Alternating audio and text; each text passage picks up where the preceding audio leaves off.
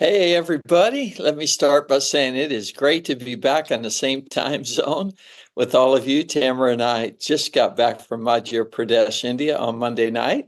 And those of you who know us well know that we've been supporting church planting teams working among three unreached people groups, the Bill people, the Pawari people, and the Banchita people. And we've been at this, Tamara, for 20 years, but how fulfilling it was really to not only see what the missionaries did. The Pawari, there's 600 villages, and it's 600 among over 600,000 villages in India that don't have churches. And now in the last 10 years among the Pawari, we've seen 120 churches started in communities that had none. We were rejected in 60 villages, and some of those 60 are opening back up to the gospel. The Bill, we have even more churches than we have in the Pawari. And then the Banchita is really touching because it's the only tribe in all of India where parents had been offering their girls at age 13 for sex work. And we've been working there 10 years. And to see girls who were 20 that we rescued at 11 saying, my goodness, my life is so changed. They're going to be stewardesses. They're going to be nurses. They're going to be pharmacists. I mean, it just, man alive. And to see churches now where there were no churches, no Christians, that's powerful. But you know what? Our topic today is not how to build mission partnerships. We need to do that sometime. But our topic today is how to bring out the best in our people without burning them out. And Easter's a big time for us. So I know there are a lot of pastors probably where I was years ago where I felt like, man, everything went so good, but now I got to deal with stuff that happened to my teams that made everything go so good at Easter time. So I think this is going to be a really, really highly helpful webinar today. We're going to talk about how to bring out the best in people without burning them out. So Tamara, thank you for being with me today. You're welcome. And hey, everybody, it's so great to be with you today. Thanks for joining us. It's great to be back in Texas and in the U.S. You appreciate so much what you have here when you go someplace like India with so many unreached and just the dark places. I think the last webinar actually was watched from our hotel room in India. Pastor Rick Burke went with us. We sure enjoyed having him with us for the trip to India. He pastors in Claremore, Oklahoma. But we've been going to India every year for a number of years. But because of COVID, here and there, it was almost 5 years since we had been there. But it was really awesome to go again and to see just the fruit of the work that's going on there. But we're really looking forward to today's webinar with you. I think it's a subject that's helpful to all of us as pastors and leaders. Yeah, so Tamara, you and I didn't make up this quote, but we sure identified with it. And that is somebody said that we're going to get tired in ministry, but we never want to get tired of ministry. And so we've tried to make that our mantra being in ministry now for nearly 35 years in the same church. But, we want to be able to say the same thing about our people, that sometimes they may get a little bit tired in it, but we never want them to get tired of it. And it is more difficult today because as generations change and perspectives change. I don't know if you heard about this, but following COVID, there's something called the Great Resignation. And what that means is like in 2022, 4.5 million people a month were quitting their jobs at the height of the Great Resignation. They're moving from one job to another. And even just this last January, it's still 3.5 million. So we're just dealing with the fact that people are moving around. It's not easy to keep them committed to the teams. The church is a volunteer organization. And if we think about it, we even see it in society. I mean, you and I love this Mexican restaurant. We look for beef when we get back from India, and preferably beef served in a Mexican restaurant. But anyway, so we literally had a guy have to shut down our most popular restaurant for a month because he couldn't keep the workers doing their part. And I think it's not just us fighting it as pastors, but a lot of people are fighting it. So we're going to talk today about things we can do spiritually, things we can do structurally. Going to be a really, really practical webinar today. Yes, and do I get to welcome our new members right now? Yeah, before we dive in, why don't you do that?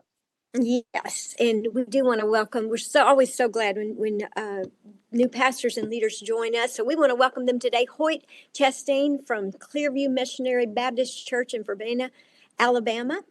Gerard Cesar from Gulf Coast Community Church, St. Petersburg, Florida.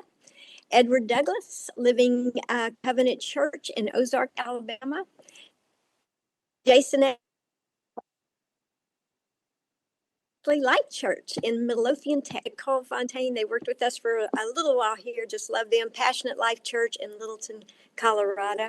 Craig Kruger and First Presbyterian Church in Hillsboro, Texas. Tom Mulholland. I'm sorry, I messed that one up. I'm just glad it's Mullahan. doing it, not me. Heritage Baptist Church, in Gallipolis, Ohio. Rick Myers, Living Waters Assembly of God in Caledonia, Mississippi. Gary Simpf in Trinity Assembly of God, Lutherville, Maryland. Tim Zannernack in Kern City Community Church, Bakersfield, California. David Malali in New Life Fountain Ministries, Elder Rhett, Kenya. Marco Mascarenas, I'm sorry if I messed your names up, from Brazil. We're so glad to have you. Azalea Ortega Movement Evangelistic Apostolic Church in Puerto Rico, and Quabena Okai Tuabeno, Kingdom Upon Hell Church, Hull, United Kingdom. So we are so thrilled to have all of you. Welcome. We're glad you've joined us. We look forward to getting to know you and serve you in the days ahead. And then, Jim, we do a partner shout out, and we want to do one to our friends, Pastor Gary and Pam Hart. They're significant church local connectors, and man, they pastor a great church in Great Falls, Montana. Beautiful area. They pastor Victory Church, been there since 1991. We love them, appreciate the awesome work they're doing in their community. And I know they're new grandparents, and I'm sure they're loving that right now. But Pam and Gary Hart, we love you, appreciate you. Yeah, that's awesome, Tamara. I don't know how I think you got the toughest names ever, and you did that with grace. So thank you for doing that. You know, the Significant Church Network, as you all know, is a network of pastors, led by fellow pastors, serving pastors and their families. So we're so appreciative for that happening, because God needs us to do that. I mean, we can be pastoring our churches, but if pastors aren't pastored, if pastors don't have fathers or brothers and sisters around them, man, that's not good. So we appreciate all of you who do so much. Tamara, it's not easy to bring out the best in people without burning them out. So the next 35 minutes, we're going to talk about that. And I just want to start with the scripture. Isaiah 40:31 says, those who hope in the Lord will renew their strength. They'll soar on wings like eagles. They'll run and not grow weary, and they'll walk and not faint. And I think the two key words really are hope and the Lord. Hope's a refresher. I've been times whenever my heart just wasn't very refreshed. And for me, I'm not the kind of person that can just push through and feel like it's going to happen regardless. I'm definitely a without the Lord, I can do nothing kind of person. So there are times I just have to really let God refresh my heart. And it's amazing how different things look whenever the Lord refreshes your heart in hope. So hope is a great refresher. And it's not easy sometimes as a pastor, because I know every pastor can identify with this. Somebody walks in and says, Pastor, I just need to resign from ministry for a while because my life's out of balance. And I mean, what you feel like saying is, well, I appreciate you putting my life more out of balance while you're getting yours in balance, because who's going to take care of everything? But it's not that easy. We've got to pastor people in real life-giving ways. But I think it does come down to knowing what God wants you to do in this season. Some pastors try to do too much, is motivated by fear. They're trying to accomplish 2 or 3 seasons of stuff in one season. That's not good. Some pastors spend too long being discouraged. And I think it really does start with our hearts staying fresh in the Lord. I know you just hosted a ladies conference with, I think 1,147 ladies and massive amounts of volunteers. So talk to me about how you do that. How do you just stay fresh? First of all, I have had a lot of good help and from good people. And as you know, my strength is not administrative strength. I don't have that that bent. It's relational. And Jim, you described my leadership style as this: I make friends and I have fun, and from there I find my leaders and I find followers. And and even though this is different, we're all made different. And even though it's a lot different than how you lead, you mentioned it's important that leadership involves fun and fellowship. When people are having a good time, they're going to stick with you. But it involves the presence of the Lord, like you're talking about, because we're doing it for Him and we do it in His strength. There's just a fresh that comes by being connected to her. We can all be a small part. We say this often, a small part of making something big happen for God. And none of us have all of it, but we all have something to bring to the table. And when we just stay in our lane and bring what we have, and when we have people that are a part of that, they have ownership, and we help make things happen for God. It's so fulfilling and so rewarding. One thing I've never tried to do everything myself, because there would not be a lot done if I did. But I love to get other people involved, using their gifts, leading and teaching and ministering. Every week, our ladies teach in Bible study. They lead prayer groups. When we have women's events that you mentioned, they're working, they're leading, they're sharing. And it's so much more gets done when we do it together. And we appreciate and value what others have to give. So there's just a refreshing that stays when you stay connected to God, and when you stay connected in fellowship and in vision with each other. Yeah. Well, I just want to say this, that I think what I've learned being with you is that leadership doesn't start with org charts. It's the third thing. It starts with your relationship with the Lord, and that you're accomplishing what He's called you to do in this season. And He just has different purposes for different seasons. In the Old Testament, the fire would stay over the camp, right? And it would stay over because God wants to talk to you. That's the season. And then it would begin to move. And it's because God had hopes He wanted to bring forth in this season. And when you aren't in touch with that, you don't have the faith to take the big steps. Like Israel, they got to the edge of the promised land, didn't have the faith to enter in. So it really doesn't start with org charts. It starts with our prayer life. It starts with our relationships with other people. And when we get that straight, then it goes a long way to not burning people out, because we're relational and we're in the presence of the Lord. But let's just talk about just some things spiritually. I think this is a real practical thought, that we have to lead with a spirit of encouragement and not obligation. That can be tough for us as pastors, because we really do live such sacrificial lives. People call us on a minute's notice. They don't do it to a doctor. You get a answering machine with a doctor, but people feel like if a pastor isn't on call all the time, that it's bad, and so we really do live, I'm not trying to be a baby, but we live sacrificial lives. And Tamara, you grew up in a pastor's home, and I think one reason our 4 kids were able to answer their call to ministry was because you really understood this reality. They were not, they were allowed to be kids. You encouraged them to be kids. And, and of course, it was age appropriate. I was the youngest child. And those of you who know youngest children, I mean, we can slow down the growing up process. But I watched you with our kids, and I think this holds true for the church, that you just don't want to raise up a bunch of volunteers with a spirit of obligation. I know God gives burdens. I know God gives calls. There's times to talk about that. But one of the things I appreciate about the church that we took over, and I want to give Gary and Pat Upham a shout out if you know them. For sure. In fact, text them and tell them how awesome they were. Because they led the church in the presence of the Holy Spirit, the church was ready for us whenever we came. Yeah, that's true. And Jim, I want to say, because you mentioned seasons, it's so important that we, like the scripture says, the men of Issachar understood their times and they knew what to do.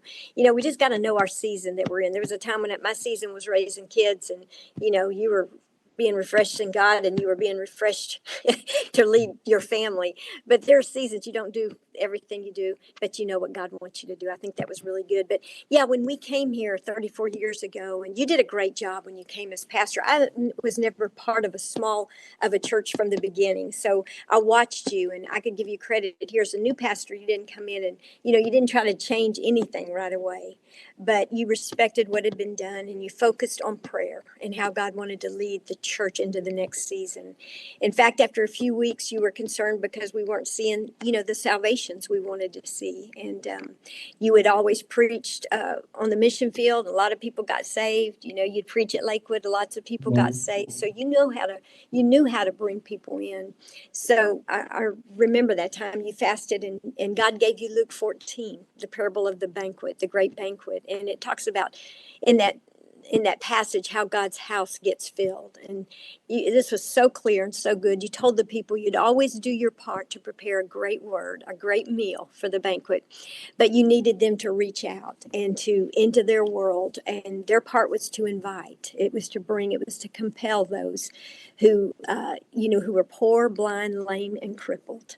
And they were poor, needed resourced in God's truth. The blind couldn't see what God wanted to do. The lame, they didn't have the strength to walk into what God had. And the crippled needed to be healed, those that needed redemption. And so it was just so clear. We saw God really wanted us to bring us together as a congregation. We saw how that worked. And, since then, God is so good to just lead us every step of the way. But since then, we've seen a lot happen, and it was really great leadership by the Holy Spirit and by you. Well, I appreciate you being so kind. I mean, it wasn't always easy, and I did feel like the people needed to know they understood them before we started making changes. But I think the other part of it to me is just that Jesus didn't say we'd build his church. He said, I'll build my church, and the gates of hell won't prevail against it. And getting back to what we talked about, when you start with prayer first, people second, org charts third, I mean, people could tell when God's talking to you. And when God's talking to you, it doesn't feel like an obligation. It feels like an opportunity to do something to please the heart of God. And I know, I've pastored long enough to know there are people who put their demands in the forms of prophecies. They put their demands in the forms of letters. And as a pastor, you just have to know and develop a reputation for hearing God. And if it's not like the biggest move forward season in your life, there's nothing wrong with that. If you're close to God, nobody wants to move the church forward more than Jesus does. So when he talks to you, that's when it really is time to move things forward. The second thing is, after it's opportunity, not obligation, I think bringing clarity to people without being controlling is really, really important. And you saw me work on that because I was raised in a coach's home, and I was used to the fact that there were 5 people breathing down your neck that wish they had the position. So the coach could be kind of controlling. For church volunteers, it doesn't work that way. If you come across controlling as opposed to bringing clarity with vision, it's just not going to work. Yeah, no. And you made a lot of great changes because you're a coach by nature. You love making people better. You love developing people. And in the Strength Finders test, if y'all have ever done that, your top 5 strengths are achiever, strategic, focus, arranger, and competition. Yeah, I'm not even sure I want to be around me all the time. Listen to those. But then that's funny. But then our backgrounds, are just what they are. We all come from different backgrounds, and they play into who we are. But Romans 12 says it takes time to nurture a new nature, and God wants to bring that forth in all of our lives. And he's had to change me so many ways in the last 30 or 40 years. He's had to change you. And, but I saw you do that. You allow God to change parts of your personality to make you a better leader and developer of people. And you're just great at keeping the vision clear and helping our people see what God sees out ahead. And, I tell you this, but often in the vision offering segment of our service, you use that to celebrate and bring clarity. And that keeps the vision before our people in a very, exciting way. And half the time I don't even know you're taking the offering until you say, pass the buckets. But it helps you want to give because of the good that's happening and then what's on the horizon. You keep the vision out there for us to, move toward. Yeah, well, it's just something you learn. My dad was, he was a good leader, but there's these things called yogiisms. I don't know if you know what they are, but baseball guys do. Yogi Bear would kind of say things backward that made a lot of sense. And one day he came into a stadium, the Yankees were playing on the road, and people didn't come because they didn't want to see their home team get killed by the Yankees. And Yogi Berra looked up in the stands and he said, "Man, if they don't come, we can't stop them." It's that way with people. If they don't want to volunteer, I don't care what you say, you know. And Right. that's why it's so good to ask yourself, does it feel like an opportunity or an obligation?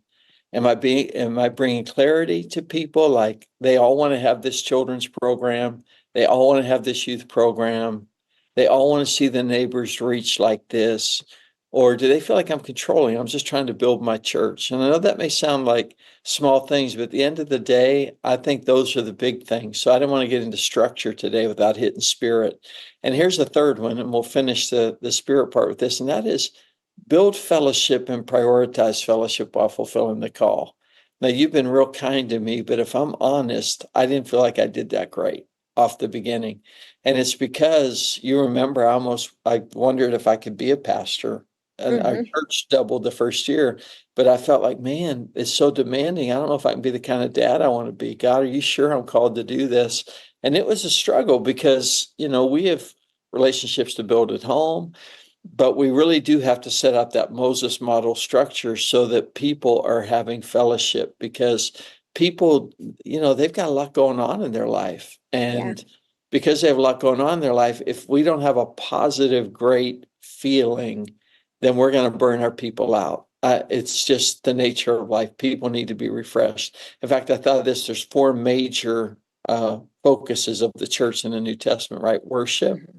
Our Hmm. people should experience the worth of God. Discipleship. Our people should be growing more like Jesus and growing in the knowledge of God. But number three is fellowship. Our people should be loving one another the way Jesus taught us to love one another. And I think that in your teams, that's where you practice those 59 one another commands. And Yeah. if that's happening, people are going to be refreshed. But if it doesn't, they're not going to be refreshed. And I think I've even seen that this year because Easter's early, right? So we Hmm. came out of the gate, we started with a series that gave people a hunger for worship, a hunger to have a better spiritual life. But then it felt like, it wasn't long till we were shooting, trying to get everything organized for Easter. And I can't wait just to have a good fellowship series on the back end of this because people need fellowship. They do. They do. And our church, they're hungry for it. Actually, they're hungry for community. But fortunately, our team does a great job of having a plan in place for, after Easter. Faith Family Day always follows Easter 3 to 5 weeks, depending on when Easter is. It's a great way for people and their families to connect. There's free food. We use food trucks that help us recoup some of our costs, but there are games and competitions, entertainment, and just hang out, picnic kind of time together. And then we have something similar in the fall, which I'm sure a lot of you do, our fall festival. We also do free coffee every service in the Connection Center just to foster fellowship. And, I know, Jim, y'all are talking about adding lunches after service to give people time to connect. And that's always big. People love to connect around food. But we've all heard that family and friends who pray together stay together. That's true, right? But it's also true that families that play together stay together. So we know there's just such an important element in the fellowship and the connecting and the community of our church. Yeah, I hate to be too sound too unspiritual about this, but when I think about our kids, I mean, we prayed with them, and I know it brought security to them, especially prayers before they went to bed at night. Mhm. That just makes a kid feel secure. But honestly, they remember us playing with them. Yeah, And that's yeah, I mean, that's what they loved about their childhood. If they talk about what they loved, I'm not saying we don't have the other moments where mom heard dad, God, dad heard God. Those kind of things are so important. But play is a huge part of everything. And I think sometimes we don't budget that as much as we need to in our thing that you show up and you're a volunteer and there's coffee ready for you, not just the people coming to the church. yeah. I know one pastor who said that he trained his people, and I think it's Jay Coleman, who said that his people know that before service, he's in the lobbies for them. He's not in the lobbies for visitors. Yeah. And so if they need him, he can find him because afterwards he wants to be able to talk to visitors. But it's just so important that just to summarize this and go into the second part, that if we're dealing with the burnout issue in our church, I think we can really spiritually go back to, is it obligation or do people feel like it's an opportunity to be a part of what we're doing? Are we being controlling? Or are we just bringing clarity? Hey, we all want to have this great church. And here's, if we all do our little part, we can do it. And then Yeah. number three, are we really building the friendships that people need to survive long in ministry?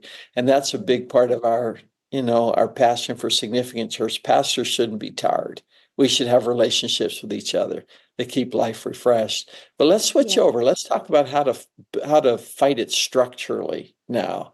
And Tim, let me just share this as we begin, that in a poll I heard somebody did recently, they asked pastors to describe themselves, and they gave them these options.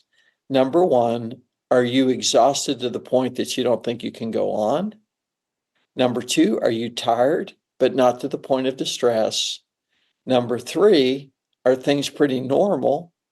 Number four, of course, normal might be good or bad, right? But number Yeah. four, are things really good? And then number five, things have never been better.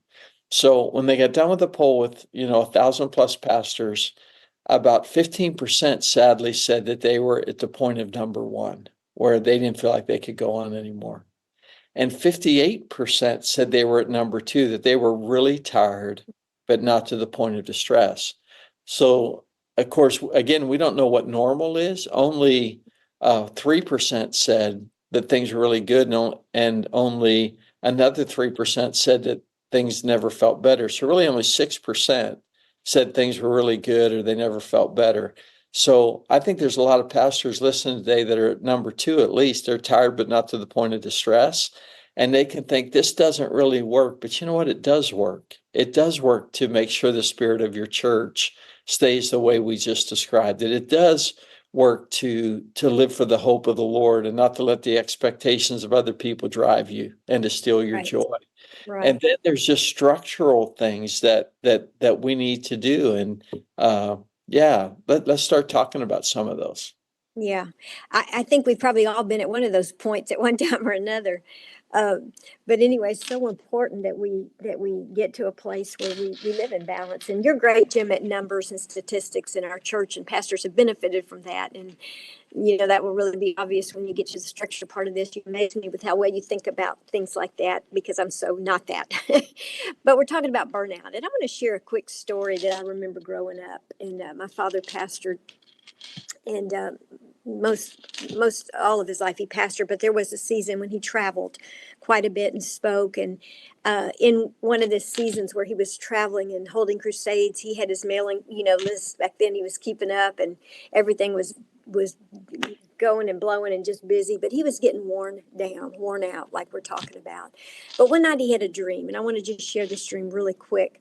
But he was driving his car, and Jesus was sitting shotgun next to him in this dream. He knew it because he knew it was Jesus, because when he raised his arm, he saw his white robe.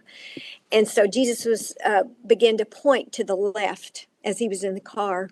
And when he did, my dad drove the car began to drive the car toward the left, and it was a mountain. So as he drove toward that mountain, it began a road began to clear and begin to make a road through that mountain. So he got to the very top of the mountain, and when he did, he saw three crosses on top. And as soon as he saw those crosses, he jumped out of the car, ran to pick up the middle cross, which he knew was Jesus' cross. And he said he bent down to pick it up, thinking it was going to be so heavy that it was just going to be, almost too hard to pick up. But he said when he lifted it, it was like styrofoam. It Wow. was so light that it kind of lifted him off the ground. And Jesus spoke to him, and he said this. He said, "It's not my cross that's wearing you out. It's your programs." So Daddy got rid of what he needed to, and he began to travel light. And he realized he was doing a bunch of stuff that God hadn't called him to do that was wearing him out. But he realized that Jesus' yoke really was easy and his burden was light. But sometimes we just get, doing what we think we need to do, and things get heavy, and we have to just go to Jesus and get our yoke, get our yoke right that we're to carry, because it's always right. It's always light. It's always right with him. Yeah, for those that don't know, your dad is, some probably don't know that your dad was John Osteen, the late John Osteen. So he built a pretty good church. He did. Yeah, he Amazing did. ministry. And that was just But, a small season well, where he but it, was. it just comes back to some of what we're talking about, that like for us, I'm glad that we learn to tell people that if we don't have a leader, we don't have a ministry.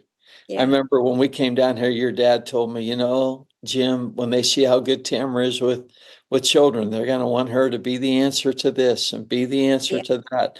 And you just tell him, I didn't marry her to be the children's pastor. I married her to be my wife, and she can play a volunteer role. And we'll talk about how many hours maybe that is later, but she can't play all the roles people want her to.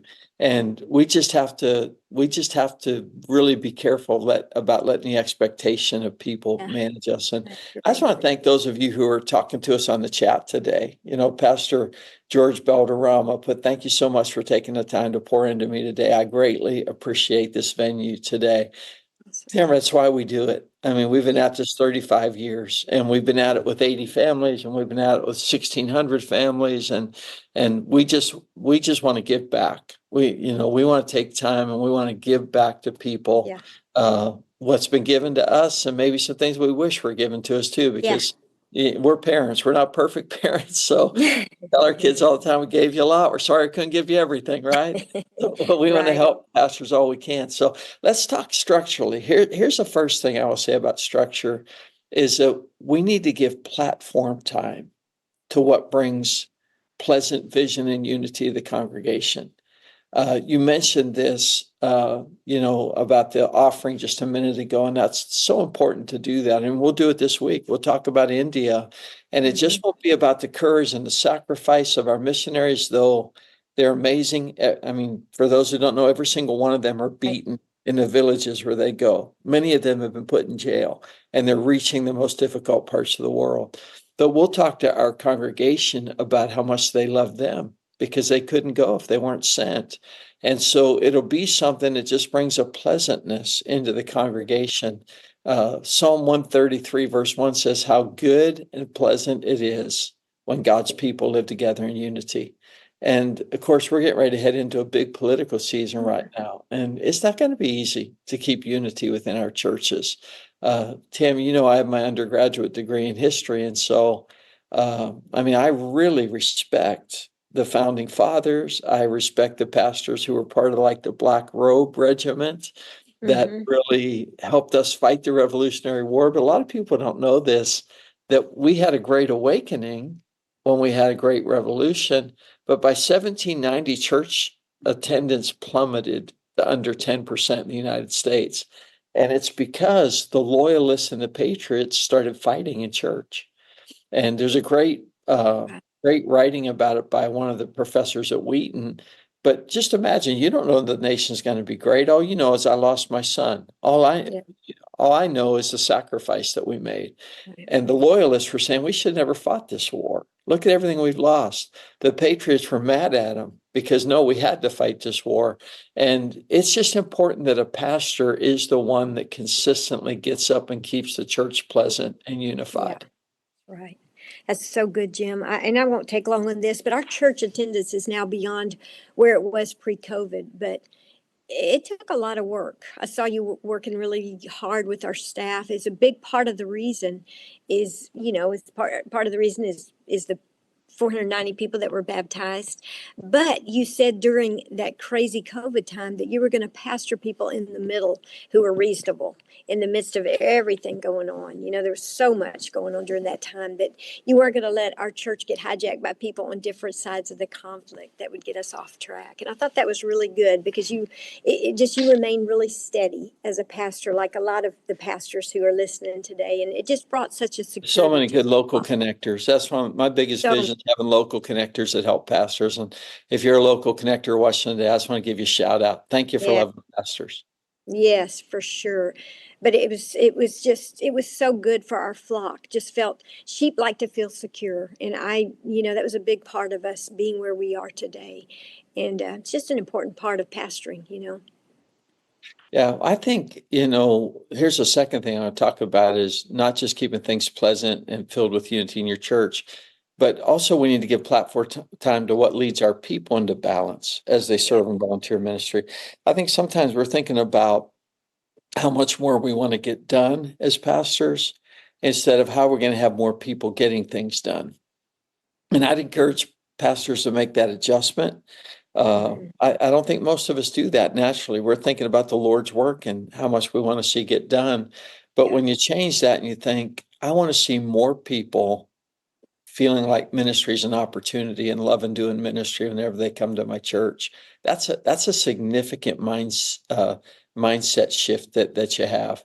And I don't always recommend books on the webinar, but I want to recommend one today.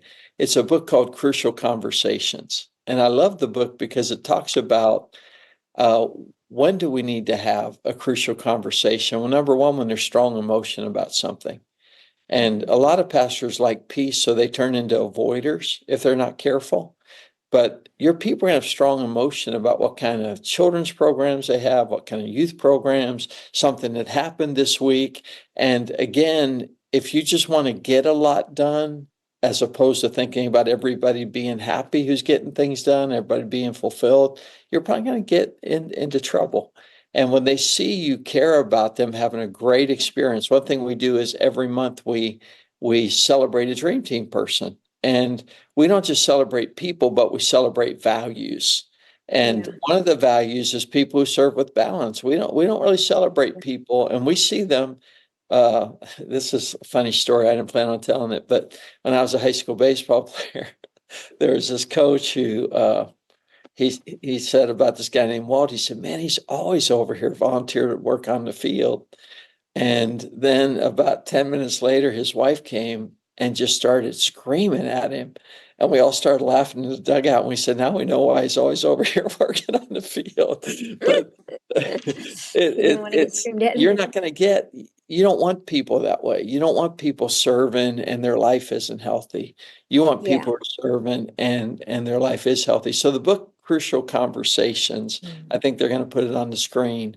But it talks about where there's an emotion, there needs to be discussion. And the second thing is that most people, they love what they do, but they just need somebody who can sit and talk well amidst a difficult emotion. So again, we do that through the Moses model, right? We do it through not letting any teams get bigger than 5 or 6 people. We try to get a leader for every 5 or 6 people. We do it through meeting regularly with our captains because our captains are the ones that keep all the leaders working well in the life of the church. Yeah. And Jim, you say often, or you said before at least, that what you appreciate appreciates, right? What Right.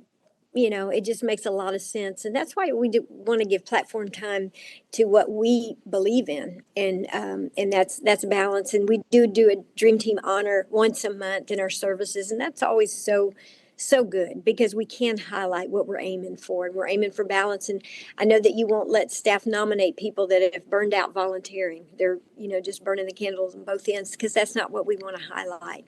That's not what we affirm, and that's not what we're after. We just recently honored one of our men who is an usher, Richard Cook, and he's faithful, he's positive, he's just a great guy. He's also a mayor of a small town and just a great community builder. So he was an easy one to honor, and a great example for others to see, about what we want to highlight. Yeah. Well, I think the first two are easy. The last two aren't as easy. I mean, it's pretty easy to get up and make sure you say things in a way that promote vision and unity, and it's pretty easy to honor the right values and to help your people come to balance. But the truth is, this third one is hard, and that is, if we want our people to love what they do, not get burned out, we have to develop leaders who create an atmosphere of nurture. And the truth is, in America, people feel like ministry is the pastor's job. And so Yeah. it's really, really tough. And, you can do a great job of teaching it, but people don't naturally feel like it's their responsibility to take care of 5 people. So the only way that we've known to get through that is to continue to have 2 things: one, heart for the houses every 3 months, because by doing that, actually there's another thing, we mentioned it already, but we celebrate volunteers every month. We celebrate our leaders 3 times a month or 3 times a year and do trainings. And then the other thing is, you guys, all the department heads, you meet with captains. And because we know that we can do everything from the platform, but in the end, when people are trying to grow through a lack of training, and a lot of people don't have the ability to balance their money or their schedules. If we don't have leaders who are really nurturing people, it's going to be hard to keep people from getting either burned out or to the point they're just not even involved. Yeah. And the Moses model really works. I mean, it takes effort to do it, but it really does work. People taking care of people, pastoring people. But the churches, we all saw this, the churches with good connections survived COVID a lot better than those who didn't have those connections. There's no doubt about that, but we're working on leading our leaders to have, you mentioned this is so good to have personal, regular, and celebratory contact with their team members. It's important that we're aware of what's going on in their personal lives, because people want to know that we know them personally, and that we're not detached, but we're involved, and that we're a constant in their life. We see them often, and then we celebrate and have set times of great fellowship together. That can really hold teams together, leaders and teams together. You talked about the Bloom taxonomy. I don't know if you want to mention that or not, but you could Yeah, well, explain Bloom's that. text, what it talks about in the educational world is just that, success it doesn't go like this, right? It's like you go through ups and downs and you go around, what they learned in the educational world is that it's not a matter of a teacher giving information to a student, Yeah, yeah, but how you develop the fellowship around that student really to a great degree determines their success or their failure. So they've learned the importance of creating fellowship within the classroom. And they have lots of studies that have shown that it's not just how the teacher puts forth information. So again, we could be in a platform and it's pleasant and it's promoting unity and it's promoting balance. But then does that person have somebody who's helping them process the call of God in their life? Does that person have anybody who says to them, hey, thank you for being at this door every week and making people yeah, feel so loved as they come in? Hey, thank you for yeah, changing the diapers. That's what the captains have to bring. yeah. That's really good.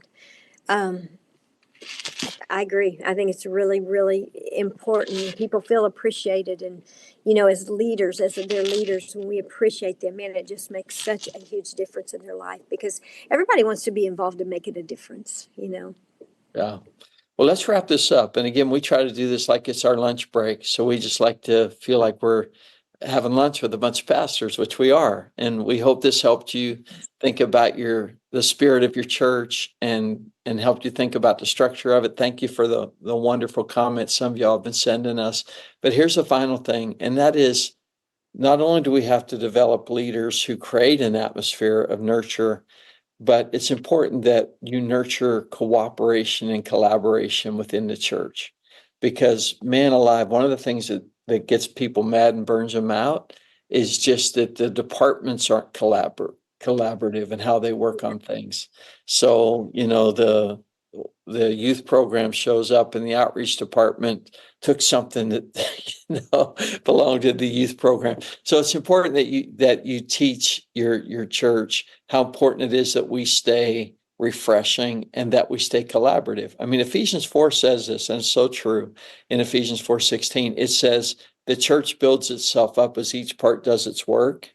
And it was a great day when I realized I couldn't have celebration services good enough to make people want to be together if they didn't get along. If they didn't, and Yeah. it wasn't going to happen if we never took it on. It wasn't going to happen like you talked about using the offering. That's what I used. And Mhm. people's heads will start doing this when you just talk about how you want things to be. So again, I Yeah. hope this helps, but use your offering, use Mhm. celebrate a volunteer every month, have a few heart for the houses. And if you start working on those four things, it'll take time, but probably not as long as you think it will to get the kind of environment you want where people are in balance, they're having a great time, they're changing the world. Yeah, yeah, it's really just a big family, isn't it? That you're just you're just teaching and training a family like a parent, and I tell you, it's so worth it to have the love and the community and the opportunity to do something for God like we do. But it takes a lot of love and leadership to do that. So anyway, Yeah. I want to just say thank you to all the amazing pastors and leaders um, who are listening to us today. And just thank you for the amazing work you're doing in your community where you've been called. Without you, I know your community would be a different place. So we just love you. We honor you. And just are blessed to be connected to you. We pray you have an awesome Easter. Yeah, for sure. Well, we're going to wrap it up. This is Palm Sunday weekend. And just to let everybody know, next webinar, we're going to talk about building high performance teams. So we're going to talk about, okay, this week, don't burn them out, but how do you make your teams better? So we're going to look forward to talking about that. But Tamara, we had 3 questions come in. Just bounce them off you. Here's number 1. What are ideas for recruiting volunteers? What are your thoughts? Well, why don't you start and I'll think. Okay, well, I'd say first of all, your best recruiters are the people who are already volunteering. So I think good pre-service huddles where before people begin, get your volunteers here early, brag on them, talk about what happened next week, keep it all upbeat with pre-service huddles, and then talk to them about looking for volunteers for you, because the best recruiters you have are the people who are already doing it because they're passionate about doing it. That would be. Then, Jim, we have people who go to our next steps who are leaders and become leaders, and they do a great job of talking about what being a team leader has meant to them, and it just kind of draws people in. So it's just a great I think everybody's I think most people have the whole growth track, next step track. I think most churches have that. 10 years ago, 15 years ago, that wasn't the case. But if you don't have it, I for sure would encourage you to do that, because people take gift assessments, they find their place. It gives you a chance to really, really help people get into their ministries. Here's the second question. What is a realistic amount of time for volunteers to serve, and does it vary? Well, I know we do this sit one, serve one. Yeah. And so, I mean, some can do it weekly, some can do it bi-monthly. But we always encourage, Yeah, I think sit one, serve one's a really good start, especially for young parents, because it's hard to build the kind of children and youth programs if you don't have sit one, serve one parents. I know Rick Burke, his daughter's building an amazing children's program. I'm just going to give her a shout out. But, his church is maybe 1,500 people, but they've got 52 adults and 42 kids that are working in their children's ministry every week. But they've really mastered sit one, serve one. And when we hit that point about make it a fellowship where everybody loves being a part of it together, feels like a big family. I mean, we were there. She's amazing at it, And so I think you're right that sit one, serve one, especially for children's ministries, nurseries. One thing I've done in the church for the other kind of ministries is I always use our band as an example. Because if you don't have good worship music, it's going to be hard to build a good church. And you're probably not going to have good worship music if your band isn't putting a few hours into coming together throughout the week. So I've always kind of used that. I've encouraged people, hey, don't you appreciate our band? And then I just talk about the time they gave. Man, I'm excited there are other teams that are forming, that are leading small groups, that are ministering in various ways because of, but for me, I've used the band as a baseline to motivate the other ministries. Yeah, that's good. That's really Okay, here's good. the last one. We're going to be done today. And that is, what are some things you do to resource and encourage the volunteers in your church? Well, I mean, we do Heart for the House. That's always a big deal. We do we do captains and leaders meetings. We meet with our captains once or twice a month, and that just keeps us together, keeps us encouraged. We brag on them. We huddle. That's another thing that we do before every service. And so all those things I think are an encouragement to them. And Yeah, I'll just kind of list them just because I know for me, I know a lot of guys like me, I just want to make a list and think about maybe what I can add to it. But huddles are important. Celebrating a volunteer every month is important. 3 Heart for the Houses a year is important. And then I think the one thing that you do really well is you write a letter. It's based on the message the week before or something, but you actually write something that all of our leaders can use in the huddles before service, the leaders letter. You want to talk about that? yeah, it's usually it's about 200 to 400 words, and I just take it off of our staff meeting usually, and it's just just like we have culture statements that we use that are really short and just keep you on track. We choose joy, we honor up, down, and around. They're just some great culture statements. So I've been taking one of those and just talking a little bit about them and just thanking them really for what they do and how they're doing that and how they're leading in that way. And so usually it's just a little bit encouragement, but it gives the captains and the leaders something to talk to their team about during the huddles. Yeah, well, I think first of all, because we email every leader who's going to have a huddle, we email them every weekend, and they get the 240 words from you, but they also get things to celebrate that happened in church. Yeah, How that's many right. people got saved? Give me a testimony of something that happened at the ladies' conference, all that kind of stuff. So it's just a short little thing we prepare for them every weekend, but it makes them know that we're thinking about them. It Yeah, makes them know that we appreciate them, and also nurtures maturity in them because it may only sound like, let's say 300 words, let's just go the middle of what you talked about. But 300 times 52, you just read half a book in the yeah, course of the year, yeah. so at least Uh-huh. a shorter book. And we always share care prayer is what we do in our huddles. And that's just a good little formula for keeping your team on task and really keeping it together. And it's not over how many minutes is our huddle? Not very long, but it really kind of pulls people together and Yeah. keeps them on the same page and just helps them focus on what they're doing, why they're doing what they do. Yeah, that sounds awesome. Well, I think we're done. It was good. Thank you, Tamara, for coming on with me Hey, today. I thank know we're both you. jet lagged, so we made it. We got through it. And all of you who are on today, man, it's so good talking to you. All of our local connectors, thank you guys so much for what you do. Thank you for Yeah. pastoring your church. Thank you for caring about pastors. We love you with all of our heart. We're so encouraged by what God's doing through the network right now, what God's doing across America and around the world. So we love you. Have an incredible Passion Week, and we'll see you after Easter.